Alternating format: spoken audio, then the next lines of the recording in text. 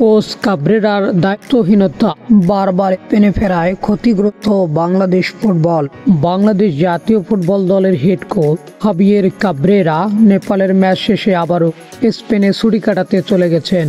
বারবার দেশ ছেড়ে যাওয়ায় তার দায়িত্বহীনতা এবং জাতীয় দলের উন্নতিতে বড় বাধা হয়ে দাঁড়িয়েছে। এই ভিডিওতে থাকছে এর বিশ্লেষণ ও ফুটবল বিশেষজ্ঞদের সমালোচনা। বাংলাদেশ ফুটবল যখন এগিয়ে যাওয়ার লড়াই করছে, তখন জাতীয় দলের হেড কোচ হাবিয়ের কাবরেরা আবার ছুটি কাটাতে চলে গেলেন স্পেনে। নেপালের ম্যাচ শেষে কোচের এমন আচরণকে অনেকে দায়িত্বহীনতা বলছেন। ম্যাচ পরবর্তী সময়ে খেলোয়াড়দের ভুলগুলো সংশোধন করার কথা থাকলেও তিনি বারবার দেশ ছাড়ায় সরাসরি ট্রেনিং ও ট্যাকটিক্যাল উন্নয়ন বাধাগ্রস্ত হচ্ছে।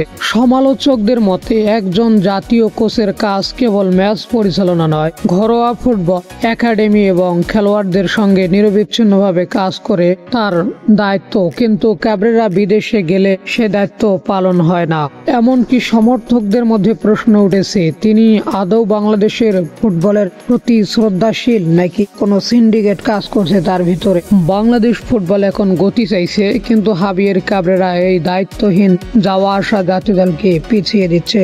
বাংলাদেশ ফুটবলের ক্ষতির দায়ভার কোচ কাবরেরাই বহন করবেন। হাবিয়ের কাবরেরা কি বাংলাদেশ ফুটবলের উন্নতি চাচ্ছে নাকি অবনতি চাচ্ছে?